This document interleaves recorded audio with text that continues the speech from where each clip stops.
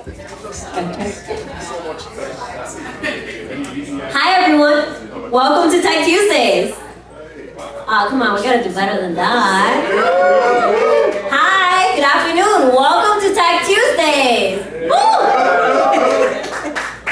So thank you guys all for showing up today. Just a show of hands, who's here for the first time ever? Okay, got a couple new faces. So everybody else here has been here before? Nice, okay. What brought you guys out here? Meeting people. Meeting people, okay. Anything else? Networking. Networking, okay. Who's currently transitioning into tech? Okay. Who's already in tech? Okay, majority are in tech, that's awesome. Okay. And who's from Miami? Like to see that. Woo! Okay. Well, welcome to Tech Tuesdays. My name is Nancy Hernandez. I am one of the coordinators. And back here we have Stefan, who is head of growth at the stores. I like to say that Tech Tuesdays is where community meets tech. And wherever you are in your tech journey, you're welcome here. That's because today it looks a little bit different because we have a lot of people that are already in tech. But on other days, we will have people transitioning into tech in the room, we will have investors in the room, and we will have just entrepreneurs in the room as well. So Tech Tuesdays is meant to bring all these different individuals together under one roof to network and create opportunities for them. And we are all powered by The Source. The Source focuses on helping small businesses and entrepreneurs move forward in their career path and move their companies forward. So we do this through education and mentorship. We do this by also providing funding and capital. And we do this by education. Did I mention education already? We're in. Okay. So that is what The Source does. We have a nonprofit called Tech Knowledge, and Tech Knowledge is really our company, our nonprofit that helps those transition into tech. One way that we do that is by offering a free tech sales course. We just graduated our summer cohort in July, and we're about to launch the next one at Florida Memorial in September. So if you're looking to transition into tech sales or just tech overall, we always ask everyone to join the cohort because it is one of the easiest ways to transition into the tech industry. Now, without further ado, we come to Tech Tuesdays every week, and every week we have a different speaker.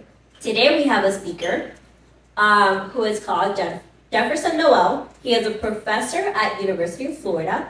He is a 4-time published author, professional orator, award-winning educator, and TEDx speaker. Jefferson is the founder of Barbershop Speaks, which if you guys haven't checked out their Instagram, you definitely should because it's an amazing organization that engages intelligent discussions inside barbershops and beauty salons.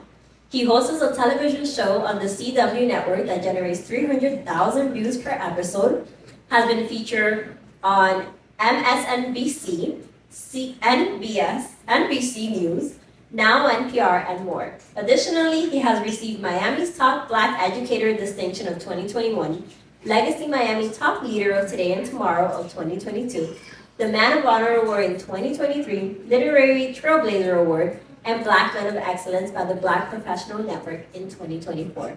He's here to speak to you guys about public speaking, and without further ado, please give him a round of applause. Thank you very much. Good evening, everybody. Good evening, everybody. Good evening. How you feeling today? Good. Y'all good? Yes. All right, good. Well, I am thrilled, I am excited, I am delighted for a very brief conversation called From Nervous to Natural, Overcoming Anxiety and Building Confidence on Stage. Now, they tell me I only have 30 minutes. And this presentation, it typically takes about an hour. So will y'all go with me on this quick sprint? I'm about to look like Noah Lyles on this. Good. All right, so are you ready? Yes. If you're ready, say yes. Yes. Say yes. Yes. Let's get it. All right. Now, as I was introduced, who am I? As I said, my name is Jefferson Noel. I'm actually a professor at Florida International University, AKA FIU, also known as the finest institution in the universe. Go Panthers! All right. I teach public speaking at FIU. Also, I'm the founder of Barbershop Speaks. We engage in intelligent discussions inside barbershops and beauty salons. And I've been doing that for about 8 years now, all throughout Dade County, but also in Orlando, Atlanta, New York, Philadelphia, and Washington, D.C. as well. And recently, we just got our own television show that I'm excited about. All right. I'm a 3-time published author. My 4th book will be released next month. And I've given a TED Talk from college dropout to university professor, what I learned along the journey. All right, so that's a little bit about me. I'm going to ask around 3 or 4 people to share a little bit about you, okay? So I want you to share your name, share what you do, whether you work or if you're in business, and share something that you're passionate about, okay? Who would like to go first? All right, I'll let you go first. You look like you were eager. Yes, you look eager, you look hungry to go. All right. Hi everyone, my name is Amaya Harrison. I am a senior student at Florida International University. I'm 23 years old and I work in bioinformatics. So I also major in biology and physics. I have a double major. And yeah, I'm passionate about bioinformatics, which we kind of visualize proteins and DNA. So that's what we do for clinical researchers. All right. Shout out to the Panthers. All right. Who else would like to go? All right. Hi, good evening, everybody. My name is Jasmine. I am currently an entrepreneur. I am in health and wellness. I'm a stretch therapist, transitioning into tech, business analysis. What was the other question? 29 years old. And passion. You didn't have to say your age. Isn't that pop the balloon? Sorry, step up too, sorry. But what am I passionate about? Honestly, I am really loving the transition into tech, and I'm realizing I'm really passionate about business analysis specifically. So, yeah. I love it. All right. Lindsay. Hi everyone, my name is Lindsay Francois. I am a media manager. I went to FIU as well, the Panthers, and I'm passionate about media and storytelling. Bueno. All right. And I'll take one more. I'll take a guy. Me. All right. What's going on, y'all? My name is Andre Woodley. I'm a software engineer, been an engineer for about 15 years from San Francisco, California. And the thing that I'm passionate about right now is what I'm working on. I'm working on an app called In the Room. And it literally allows you to know who's in the room, check out their profile. So if y'all don't mind checking it out, downloading it, it's called intheroom.social, www.intheroom.social. And let me know what y'all think. Appreciate it. Let's get it. All right, clap it up everyone who shared. Okay, so there's a very specific reason why I did that. Although we did not have a lot of time, I wanted you all to get the experience of introducing yourselves at the beginning of the event, because that's actually how I was able to get my first job as a professor, all right? And it's really public speaking which gave me the opportunity to make immediate connections with people. So one day I was at an event called NABJ South Florida, or that's the name of the chapter. NABJ stands for the National Association of Black Journalists. And there were journalists there from all throughout South Florida, a lot of people that I grew up watching all the time. People like Calvin Hughes and Jawan Strader and Terrell Fournay and folks like that. People who I used to watch on the news every single night with my parents. And they asked everyone to go around the room and introduce themselves at this event. And they went around the room to each person, and most people, they stay seated like this.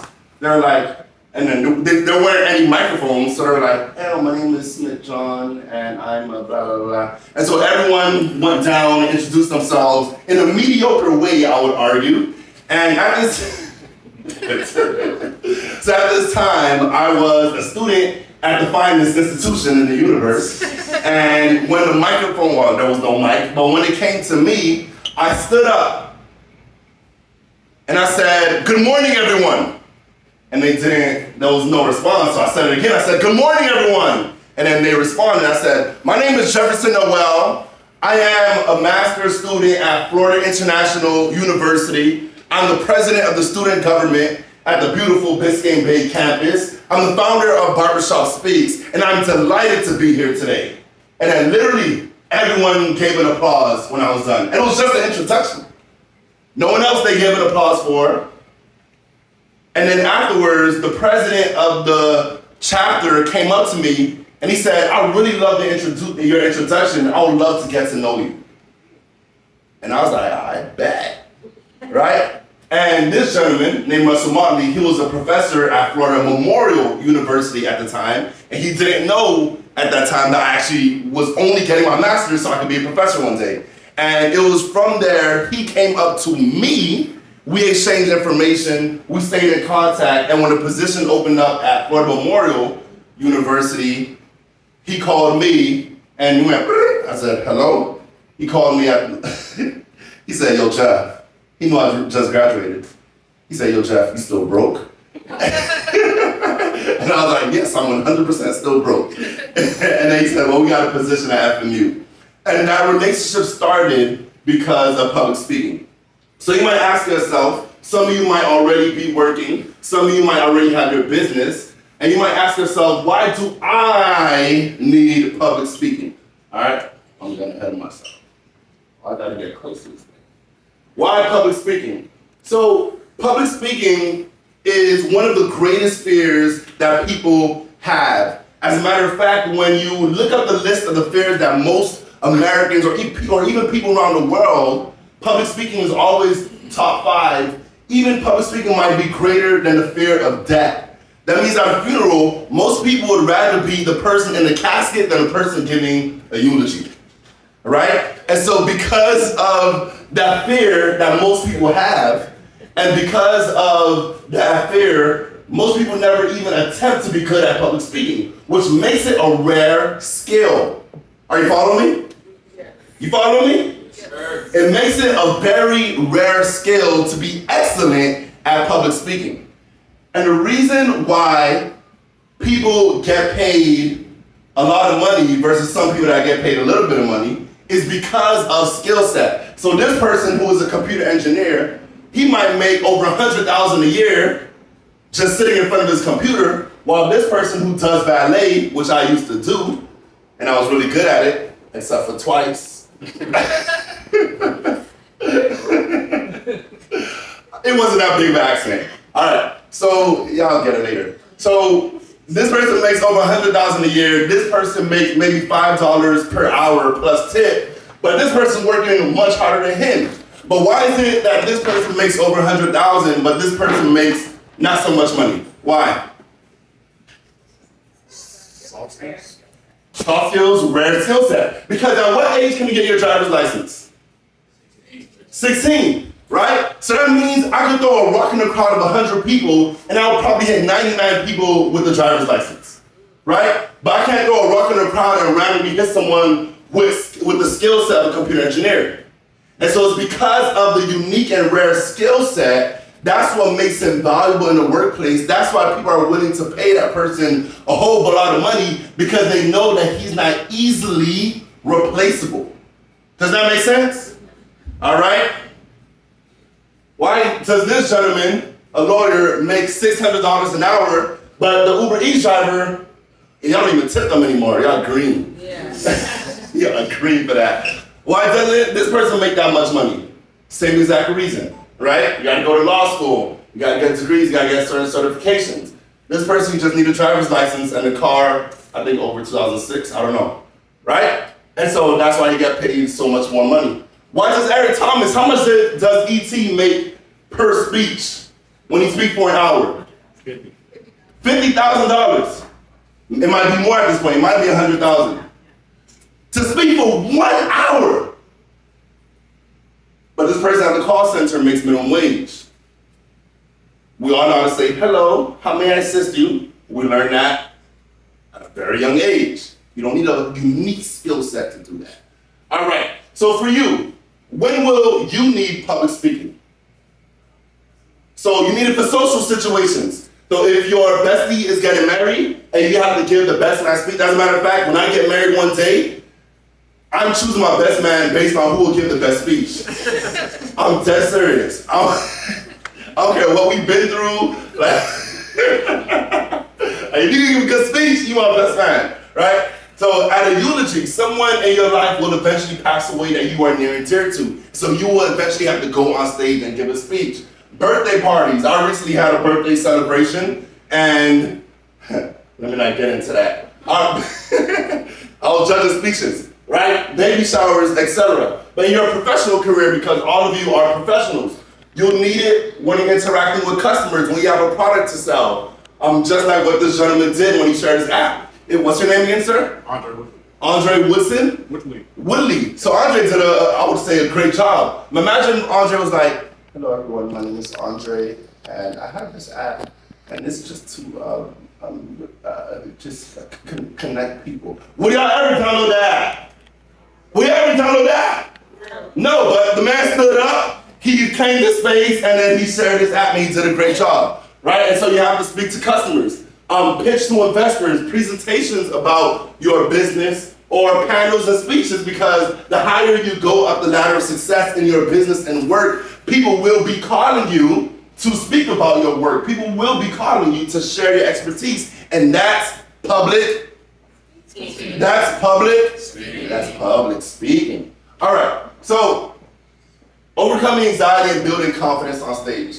But one thing you should know, and how much time I got left? Someone give me a time. Oh, that's solid. Okay. Anxiety is normal. Although I have been public speaking for, probably a decade now, since 2014, I still experience some level of fear depending on the presentation.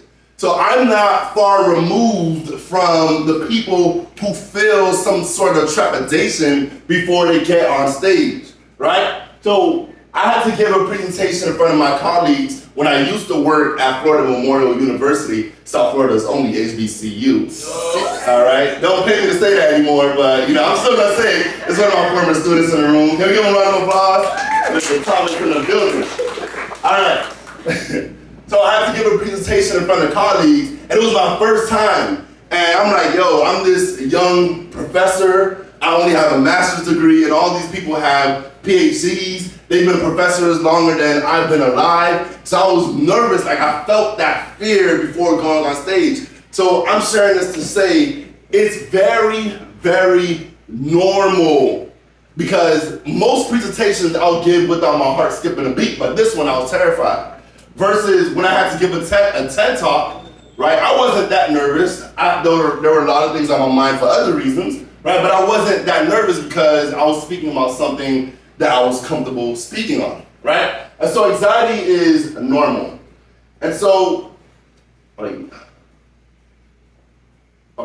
good. And so what you have to do, and now we're getting into the actual teaching portion, what you have to do is number one is increase your domain of competence. Increase your what? Domain of competence. All right, so domain competence means having a lot of knowledge and skills in a specific area, like being an expert in something. So basically, having a domain of competence is something you're good at, right? Essentially, right? So when you have to give a presentation, you have to give a presentation on something you're good at, right? Something you feel comfortable with. Right, and so let me give you a visual of what that looks like. So let's say this is you, the yellow is your domain of competence, and the blue is the unknown. And then you have a speech, and everything within this circle right here is the speech that you'll give. That's making sense? And so if you are giving a presentation, this is where you want to be. You want to be here because if someone asks you a question, chances are they might ask you a question, and because your knowledge is so vast on a topic, it might land right here, it might land right there, it might land right there. Now, if you have to give a speech for an hour on this presentation, this circle might be much larger because it takes more information to speak in an hour. Does that make sense? Yes. All right. And so if you have to give a speech on something you love, something you care about, something you're comfortable with, then this might be what your circle look like. Okay? So here's where people start to get nervous.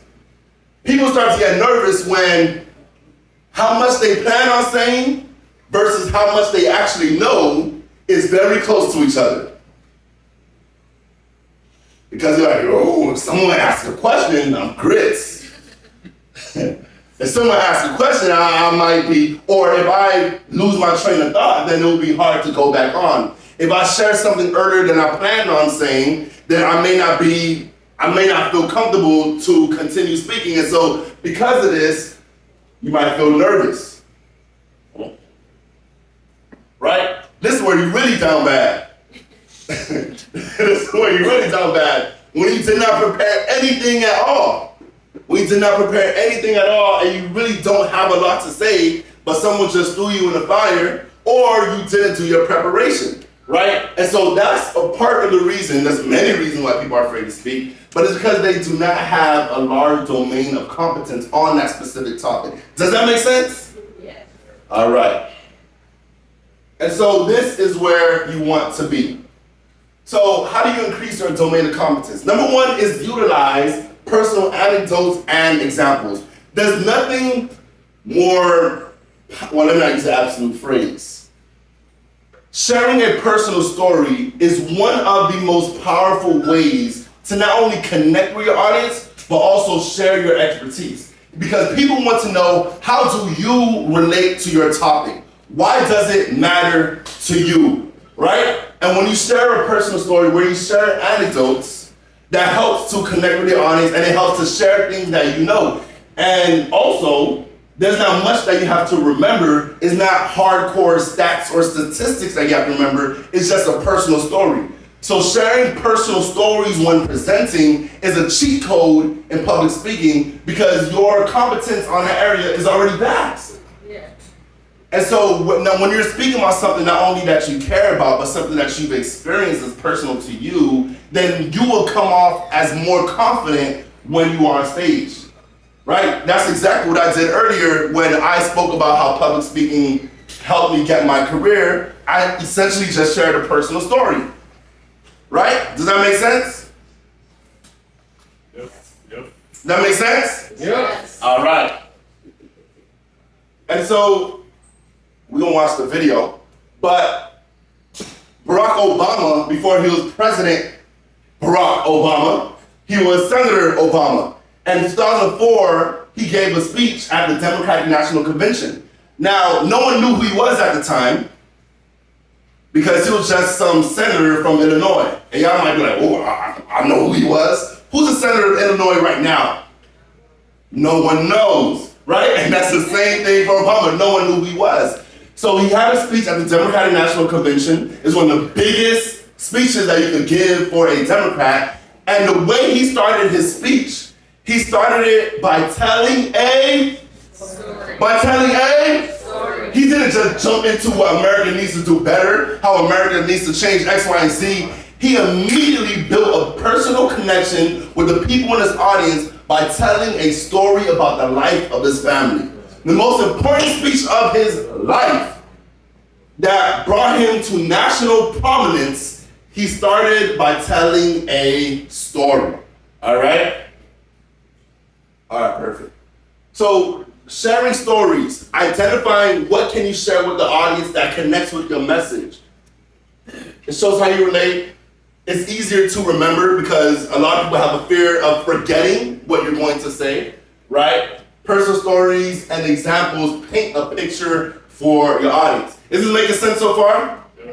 I see some of y'all writing this down. I appreciate it. It's making the professor in me happy. All right? All right, okay, next. So 2 is identify your unique strengths. Identify what? Your unique strengths. So if I had to give a presentation on molecular biology, y'all think I'll be in my bag? No, I would absolutely not be in my bag if I had to give a speech on molecular biology. What about astrophysics? No, that's not my bag. I would have no idea what to say or where to start. No matter how much I prepare, I may not do a great job or I'll have that nervousness or anxiety leading up. But if you ask Neil deGrasse Tyson to give a speech on astrophysics, would he be in his bag? Yes, sir. All right. If I team to speak on how to swim, you think I do a good job? No, we're not doing a good job. But if you ask Michael Phelps, that's his bag. But if I had to give a presentation on public speaking, would I be comfortable? Would I be comfortable? Do I look comfortable? Yes. All right.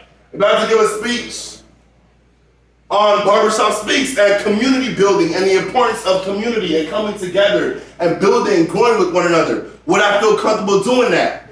Yes. That's because that's my unique strength. If I had to give a speech on why LeBron James is the greatest basketball player to ever exist, would I feel comfortable? No. Yeah, I will feel very comfortable because I can go toe-to-toe with anybody. Hey, bro. I can go toe-to-toe with anybody and express in explicit detail why LeBron James is the greatest basketball player to ever breathe. I can get into it. And we can talk about it afterwards if you want. I don't need to prepare. I already have all the facts. I don't need to prepare. All right. All right. You say you think so? All right, man. We're gonna tag team on y'all. All right. So I can speak about that all day. Call me out of my sleep. I'll wake up and start to share why LeBron is a better scorer, passer, rebounder, everything than Michael Jordan. All right. Let's continue. All right. So identify your unique strengths. So here's one of my students, Mr. Johnson, right? He's studying to be a pilot. If I were to call him and say, hey, I want you to give a speech on how to land a plane, right? He wouldn't be nervous to give it because that's his bag, that's his unique strength. That's something he does every day. He has a certain amount of hours that he has to fly, and he's completing those hours. He has landed hundreds of planes before, and that's what he does. My students who are in band, right? If I were to have them speak about their section, speak about their instruments, speak about all of those things, that's their unique strengths, that's what they are great at. And so for you, ask yourself, what are you good at? What do you do effortlessly? What can you do in your sleep? What have you been doing for the past amount of years? Is it networking? Is it email marketing, right? There is something that you are uniquely good at that if someone were to throw a microphone in your hand, you'll be able to give that speech. And when you do give a presentation, or if you're asked to speak about something, center your presentation around that. Make it relevant to that. Make it relevant to those strengths. All right? Does that make sense? Yes. That makes sense? Yes. All right. And lastly, how much time I got? 5 minutes. All right. I told you I could bring this. I could crunch this thing down. Obviously, I removed a whole bunch of slides so I could try to do it within the time frame allotted. So number 2 is master audience engagement, okay? So what you have to understand is public speaking is essentially an enhanced conversation. So the same way that when you're in a conversation with your bestie or your friend or someone you just met and you're communicating to them, they're also communicating to you. So when I say something, you say something. I say something, you say something. But for a presentation, it's also a conversation, but it's just enhanced in a different way. So when I'm communicating with you all, guess what? All of you are communicating with me. So you're communicating with me in a lot of different ways. One of the ways that you're communicating with me, and one of the main ways, is through body language. So I'm sure a lot of you have heard that, but when it comes to communication, 7% of that communication is verbal, is the actual words that you're saying, and 93% is nonverbal, right? And within that 93%, I think it's about 33% is how you say something, is the way that you're pronouncing, but 55% is the body language, the gestures, your posture.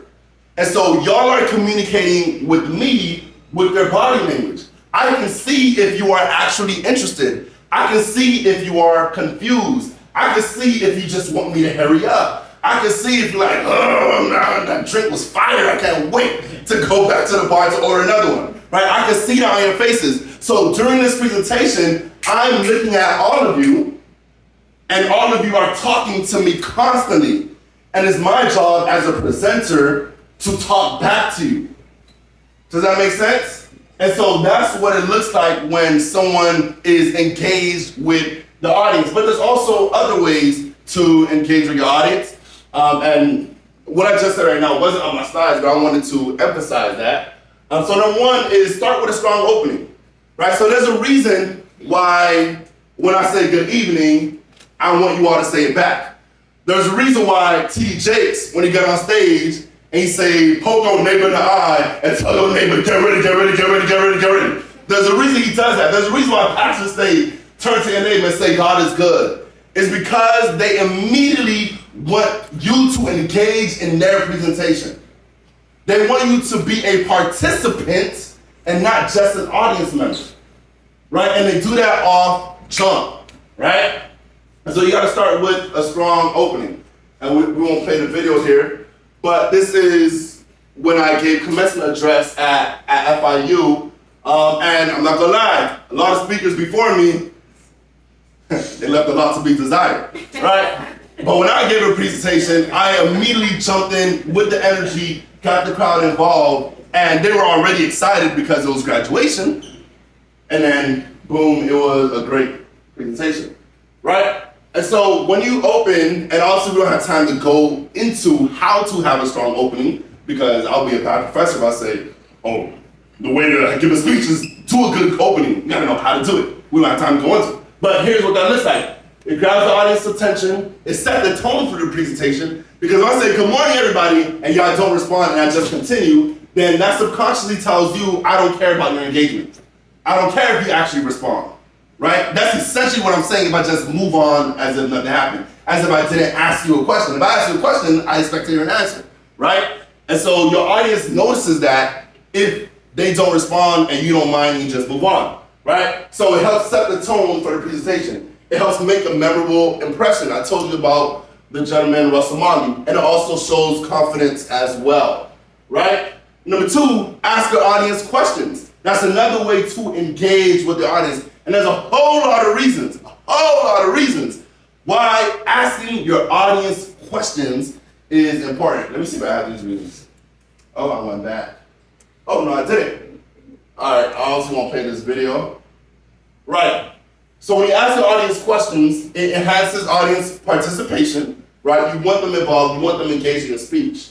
It promotes critical thinking. It helps your audience to think deeply about what you are saying, what you are sharing, what you are presenting to them. It provides feedback. So it's important when you ask your audience a question and they answer, it helps you to gauge where they are, how interested they are in what you're sharing, how much they know about your presentation. And from there, you can tailor your presentation. Because if I gave a speech and I asked you all, how many of you have given speeches before, and all you raise your hands, then I know I'm not talking to people who are complete amateurs. Right? If I ask you how many people feel comfortable speaking, and only 3 people raise their hands, then I'm like, okay, I have to present this speech in a way where it helps you to feel more comfortable and confident on stage. So then I'll tailor what I am saying to what you know or to what you feel. But the only way for me to do that is by asking you a question and actually getting the answer. And it helps measure audience comprehension. So when I ask you, y'all get what I'm saying? You feel me? You know what I'm saying? Like, I'm not just asking that for my help. I'm asking that to know, are you actually paying attention? Are you actually understanding? Do you want me to break this down further? Do you want me to tell more personal stories? So I'm gathering all that data from you all in real time, and I'm helping to inform my speech, right? And then that helps to give a more robust presentation. I think that's my last slide. So, that's my OD now. Okay, all right, so that's my presentation. Thank you all so much.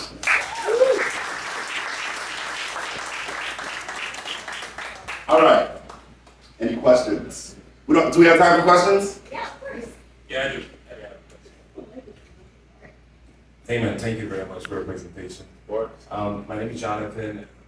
I can perceive your energy level when you started was really high. Yeah. What about the people they do have a message, but their energy is kind of mellow. They like really cool vibe, you know? How they tailor the message to their audience. Yeah. That's a great question. When I first started speaking in 2014, I used to watch a lot of other public speakers. So I would watch Eric Thomas, I would watch Les Brown, and I would watch people who were like they were like basically barking. I would watch, delete that video. I don't know Eric Thomas. And I would speak like other people who I felt I could speak as, to a point where I was giving this presentation in front of a group of people, and I don't know if y'all know how E.T. speaks, Eric Thomas, but when he speaks, like he talks to you directly. He'll be like, this is why you're in the position that you're in. And so I was trying to be like him, and I was like, I was talking to people way older than me. I was like, this is why you broke. So I was talking to him, and afterwards he pulled me aside and he said, why did you say that? Right? I was the broke one in the room. Right?